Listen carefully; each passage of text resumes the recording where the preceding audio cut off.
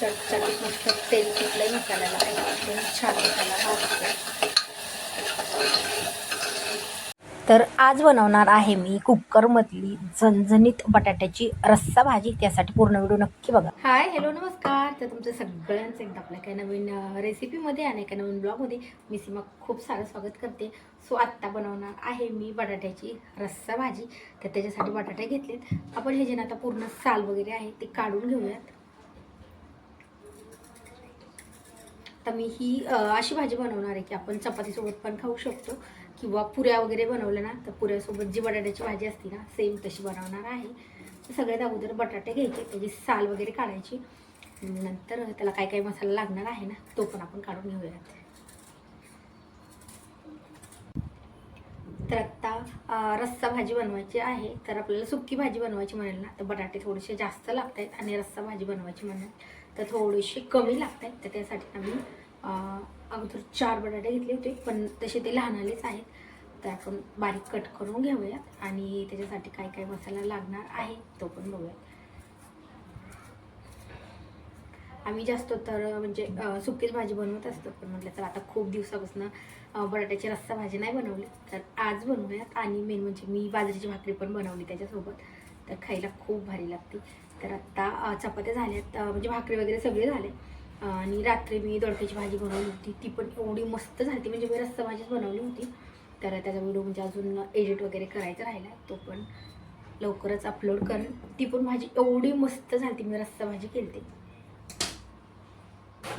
आता 4 बटाटे घेतलेत, हे स्वच्छ धुवून घेऊया.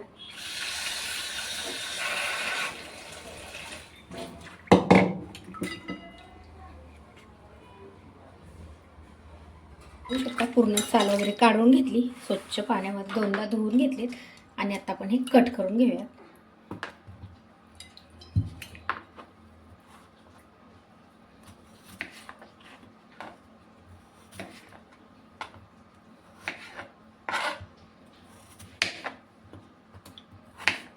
आता हे जे खूप छोटाले काप नाही करायचे, थोडेसे मोठालेच करायचे.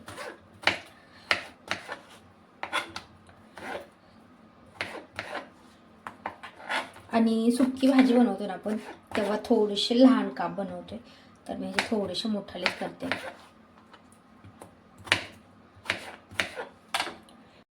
आता मी इकडे लगेच कढई पण ठेवली, त्यासाठी घेतला एक टोमॅटो आणि एक कांदा. तर आता टोमॅटो पण आपण कट करून घेऊयात. तर टोमॅटो आणि कांदा आहे ना, तो आपल्याला असा उभा कट करून घ्यायचा आहे. आता भाजी खूप जास्त नाही, त्याच्यामुळे मी मसाला पण थोडासा कमी काढते. जास्त असेल तर कांदा वगैरे थोडासा जास्त घ्यायचा.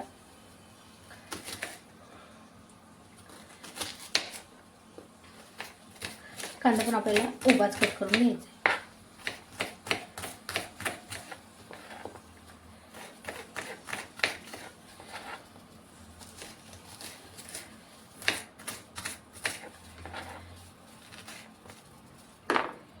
आता मी भाजीला काय काय मसाला लागलाय त्याचं साहित्य काढून घेतले.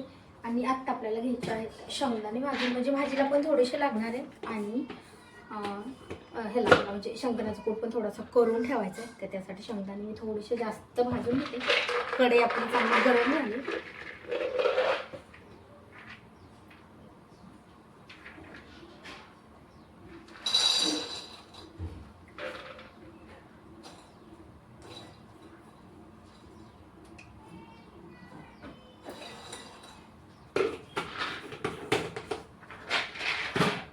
शेंगदाण्याचा वगैरे कूट वगैरे करून ठेवलं ना 8 दिवसाचा किंवा 3-4 दिवसाचा, तर पटकन भाजी करायची असेल तर करून ठेवलं असलं की पटकन टाकायला सोपा जातो. आता इकडं मी कमी गॅसवरती शेंगदाणे भाजून, तर आपल्याला लसूण लागणार आहे, तो पण निवडून घ्यायचा आहे.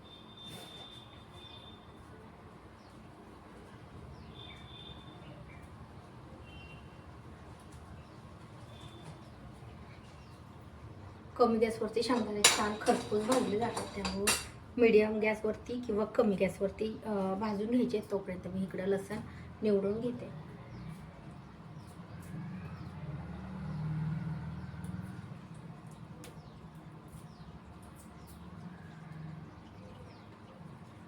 त्याला छान खरपूस भाजून घेऊया. लसूण पण खूप जास्त नाही टाकणार आहे, थोडाच टाकणार आहे. अर्धी कांडी घेतली मी लसणाची, तेवढीच टाकते. शेंगदाणे पण आपल्याकडे छान भाजले. अजून 2 मिनटं कमी गॅसवरती भाजू देते. नंतर मग ते पण थोडेसे गार होऊ द्यायचे आणि मग भाजीची लगेच फोडणी वगैरे घालायची. त्याचा मसाला वगैरे भाजून घ्यायचा आहे, त्याचा अजून मिक्सरला वाटून घ्यायचा आहे. थोडासा वेळ लागतो, म्हणजे थोडीशी स्पेशल भाजी बनवायची म्हणले की थोडासा वेळ तर जाणारच.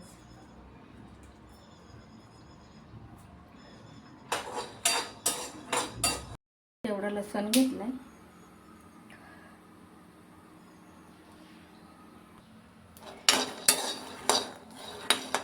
थोडासा आल्याचा तुकडा पण घेतला. तोच आपल्याला ह्याच कढईमध्ये भाजून घ्यायचा.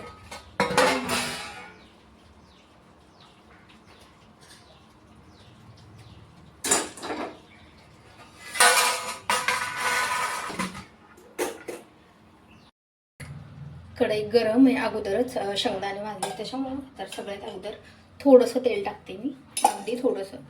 आणि सगळ्यात सुरुवातीला आलं, लसूण, खोबरं जर टाकायचं असेल तर थोडंसं खोबरं छान तेलामध्ये भाजून घ्यायचं.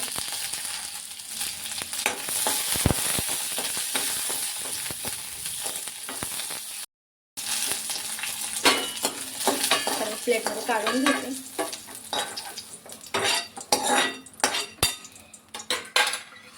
आता आपल्याला टाकायचा आहे ह्याच्यामध्ये कांदा.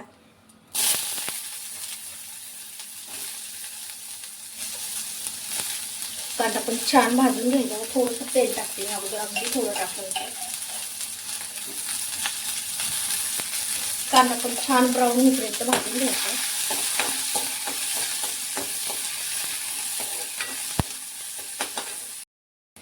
कांदा छान भाजून घेतलाय. आता मी आपण काढून घेते आणि टोमॅटो भाजून घ्यायचा आपल्याला.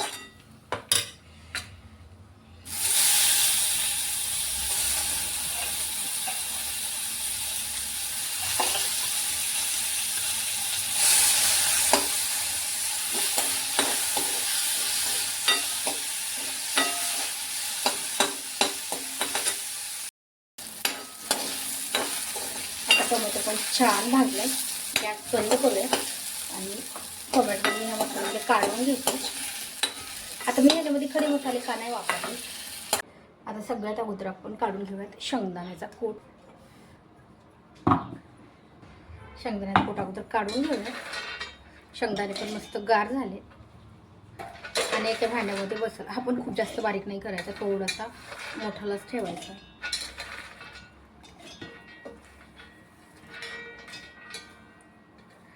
दुसरा मसाला काढला ना अगोदर तर काय होईल, भांडं ओलं होईल. अगोदर शेंगदाणे काढून घेते आणि मग नंतर मसाला काढून घेऊया.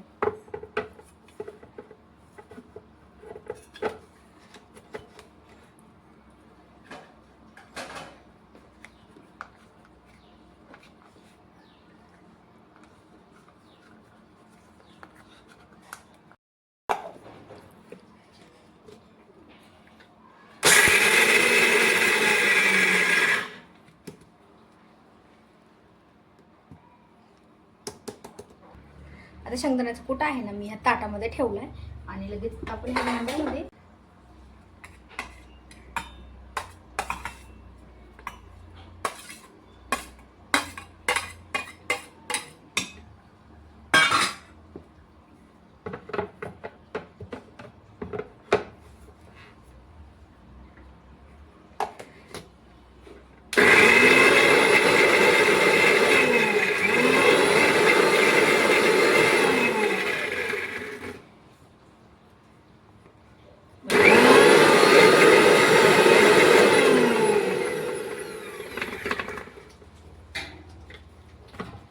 एकदम छान. लगेच आपण भाजीला फोडणी घालायला कढईमध्ये नाही तर मी आता कुकरमध्ये भाजीला फोडणी घालतो.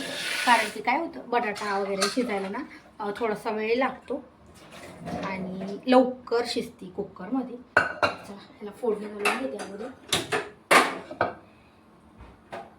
आणि कुकरमधली भाजी ना कढईमधल्यापेक्षा छान टेस्टी लागते. तर आणि मला थोडंसं घाई आहे, रुद्रांशला शाळेत आणायला जायचं आहे. तोपर्यंत म्हटलं पटकन भाजी शिजून, कारण की अशा भाजीला ना शिजायला जास्त वेळ लागतो. तर म्हणून म्हटलं कुकरमध्ये फोडणी घालूया. आता कुकर ठेवलाय, गरम झालं की त्याच्यामध्ये तेल टाकायचे आणि फोडणीला असे मसाले वगैरे टाकायचे म्हटले ना, तर त्याच्यामध्ये जिरे मोहरी असं काही नाही टाकायचे. टाकला तर तुम्ही कढीपत्ता थोडासा टाकू शकता, कोथिंबीर कढीपत्ता. पण काय झालं, कोथिंबीरच नव्हती, म्हणून म्हटलं फक्त आता कढीपत्ता आहे तो टाकला.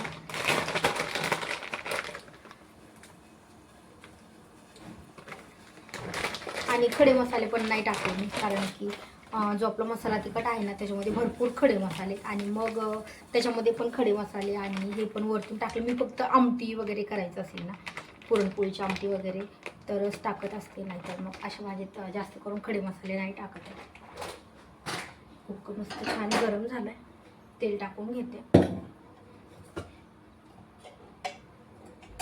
तेल टाकून घेते भाजीला.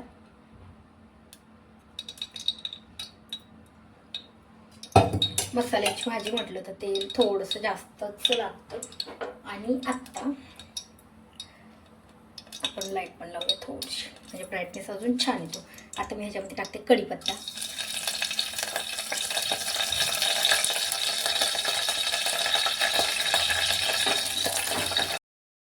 कढीपत्त्याचा मस्त छान वास येतोय. लगेच मसाला टाकून घेतो. मसाल्यात मी थोडंसं पाणी टाकलं होतं, अगदी थोडंसं टाकलं.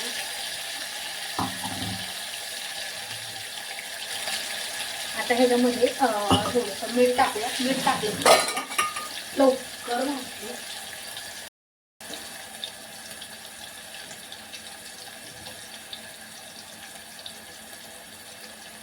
आता भाजीला जेवढं मीठ लागेल तेवढं टाकलं तरी चालतं. शेंगदाण्याच्या पोटमध्ये वगैरे मी म्हणजे मीठ वगैरे नाही टाकत आहे कधी काढताना. आता ह्याच्यामध्ये जर मी कोथिंबीर ॲड केली असते ना तर अजून आपल्या भाजीला ना छान कलर असतो. कोथिंबीर नव्हती.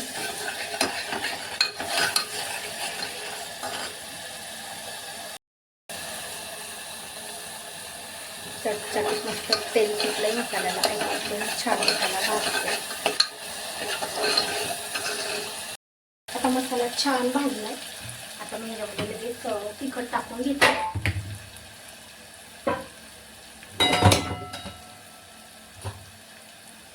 सगळ्या अगोदर हळद,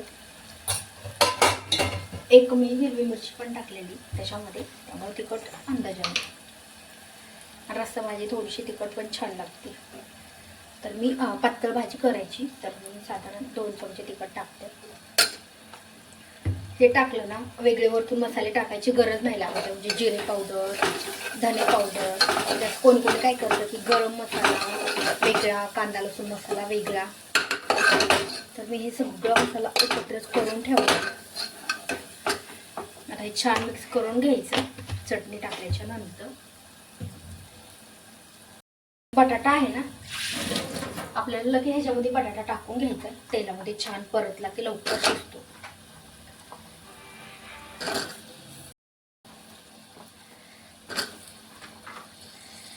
आता बटाटा मी छान परतून घेते.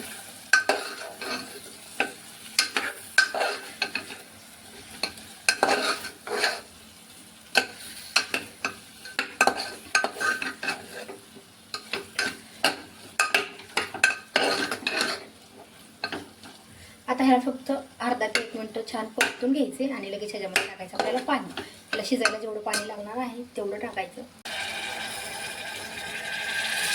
आता ह्या भाजीमध्ये आपण जेवढं पाणी टाकू ना तेवढा रस्सा राहतोय. कुकरमध्ये शिजायला काही जास्त वेगळं पाणी नाही लागत आहे. तर जेवढी पातळ करायची ना तेवढंच पाणी टाकायचं ह्याच्यामध्ये.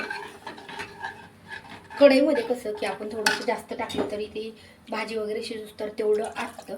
तर त्याच्या अंदाजाने ह्याच्यामध्ये पाणी टाकायचं आहे. तर मला थोडीशी पातळ करायची. अजून ह्याच्यामध्ये मला थोडंसं शेंगदाण्याचा कूट पण ॲड करायचा. त्यामुळे मी अजून थोडंसं पाणी घालते.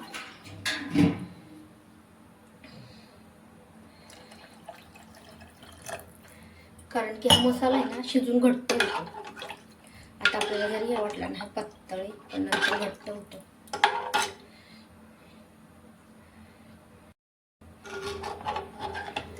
कढईमध्ये वगैरे करायचे असेल ना तर गरमच पाणी घालायचं. आता मला लगेच ह्याला झाकण लावायचं कुकरमध्ये, त्याच्यामुळे मी लगेच ह्याच्यामध्ये गारच पाणी टाकलं.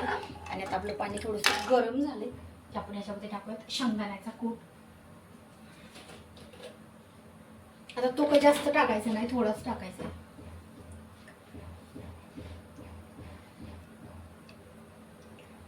अगदी पोहे खायचा 1.5 किंवा 1.5 चमचा म्हटलं तरी चालेल. बघू शकता मस्त कट आलाय भाजीला. आता असे काही खूप जास्त मसाले पण नाही टाकले मी त्याच्यामध्ये, तरी पण एकदम मस्त कट आलाय. आणि कुकर मधल्या भाजीला ना खूप छान कट येतो. म्हणजे अजून शिजल्याच्या नंतर मी तुम्हाला दाखवतेच.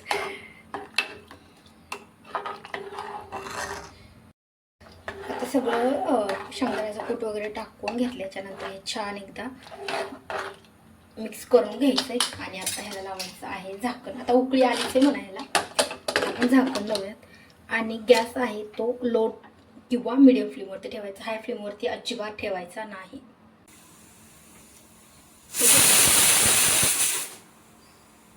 कुकरच्या 3 शिट्ट्या झाल्यात, ही 4थी आहे. तर आता मी गॅस बंद केलाय, पण ना त्याचं झाकण काढायला, त्याची वाफ जायला थोडासा वेळ लागणार आहे. तर रुद्राचा शाळेचा टायमिंग झालाय. आता कुकरमध्ये मी भाजी टाकली म्हणून तेवढ्या टायमिंगमध्ये शिजली, नाहीतर अजिबात शिजली नसती. तर चला मी ना अगोदर त्याला घेऊन येते आणि नंतर तुम्हाला दाखवते की भाजी कशी शिजली आहे किंवा कसा मस्त झणझणीत कट आलाय. तर तुम्हाला आजची बटाट्याची भाजीची रेसिपी कशी वाटली मला कमेंट करून नक्की सांगा. व्हिडिओ आवडल्यास लाईक करा आणि चॅनलवरती नवीन असाल तर चॅनलला पण सबस्क्राईब करा. त्या साईडला बेल आयकॉन आहे ते पण क्लिक करा, जेणेकरून माझ्या प्रत्येक नवीन व्हिडिओचं नोटिफिकेशन सगळ्यात आधी तुम्हाला भेटेल. तर आता आल्यावर हे झाकण काढूयात आपण.